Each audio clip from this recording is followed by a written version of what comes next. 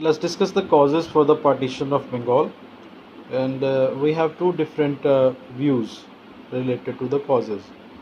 British, they give some different purpose behind the partition of Bengal, which was not there actually, and what Indian nationalists think, that is a different view.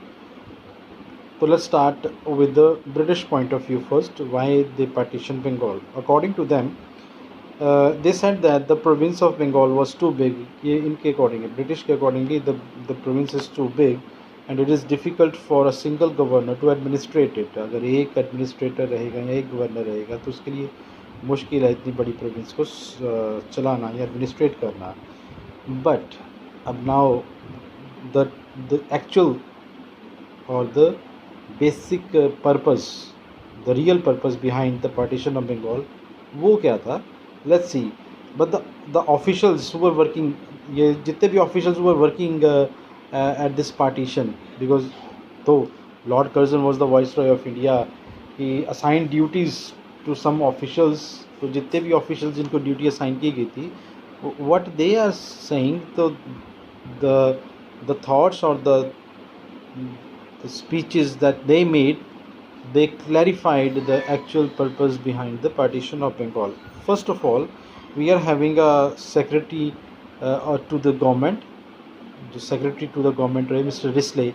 What he is saying, he said that Bengal united is a power.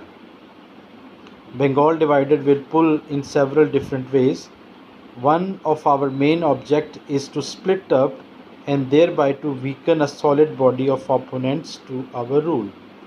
Now see, Bengal was not only a province for the British, it was not only the presidency for the British, but they were looking at the Bengalis or Bengal as one of their biggest opponent.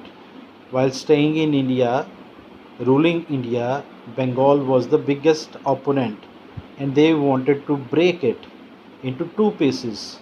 So they might be having a weaker opponent. Instead of big and solid opponent, they decided to divide it, and they can have a weak and divided opponent. First thing. Second, the partition of the state was intended to curb Bengali influence by not only placing Bengalis under two administration, but by reducing them to a minority in Bengal itself. Now there were number of people. अब minority कैसे हो जाएंगे? Let me tell you one thing. There were two group of people. One who were Bengali speaking, and another who were non-Bengali speaking. Indian historians they said that if it was an administrative reason for it, they would have divided the Bengal into Bengali speaking person and non-Bengali speaking person. मतलब ऐसा होना चाहिए था. अगर administration की बात ही तो divide करते बंगाल को, जहाँ पे जो नॉन बंगालीज थे उन्हें अलग करते और जो बंगालीज थे उन्हें अलग करते, लेकिन ऐसा नहीं किया. They divided the half of the non Bengali along with the Bengali speaking and half of the Bengali with the again non-Bengali speaking person. Now what happened here, in some portion some non-Bengali speaking person reached to a minority level, and in some portion, in some areas, the Bengali speaking person reached to a minority areas or minority level. So if you are started thinking as a minor or minority, then it will be difficult to live along with the other fellows, having a solid unity with those people. But this is how they divided Bengal. The third reason, that is, the partition was meant to foster division on the basis of religion. East Bengal would be predominantly a Muslim majority state, and West Bengal would have a Hindu majority state. I have told you earlier that how they divided Bengal. The West Bengal, which is now with us right now, जिसे पश्चिमी बंगाल कहा जाता है, it was a Hindu dominating area and at that time, and still it is a Hindu dominating area. And East Bengal, which is now known as the Bangladesh, that is the Muslim dominating area. So this is how Bengal was divided with the purpose to put a rift between Hindus and Muslims. वो कैसे हो गया? And I remember I told you that I will let you know how the Lord Curzon sowed a seed. Now what happened here?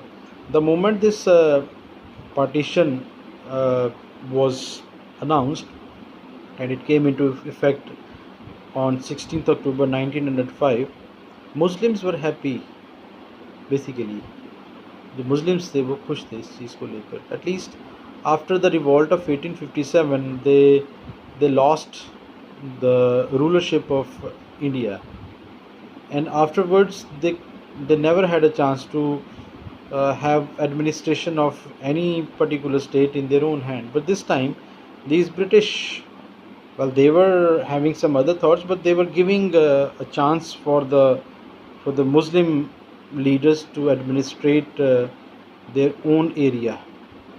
They got a chance at least after the partition of Bengal, because they're going to have a Muslim dominating area, and they were happy. But Congress was with some other views. They started protesting against this partition, and they were looking forward to have a united Bengal. And here some of the Muslim leaders started thinking in this way that now we got a chance to administrate one of the state, and these leaders from Congress, why they are protesting it and why they are against it. So they thought that if we want to protect our political rights, right, so it is not possible for us, while living with them under their leadership in one single party, which was Indian National Congress, so it won't be possible for us to protect our political rights. So in order to protect their political rights, they decided to form another organization, and just as a reaction of the protest by the Indian National Congress for the partition of Bengal, they decided to have their own party. And this is how Muslim League on 30th December 1986 came into existence in Bangladesh, which is now a Bangladesh, in Dhaka. And this Muslim League later on started demanding a separate state for Muslim people, and today we are having another country which is known as Pakistan, which was a part of India once.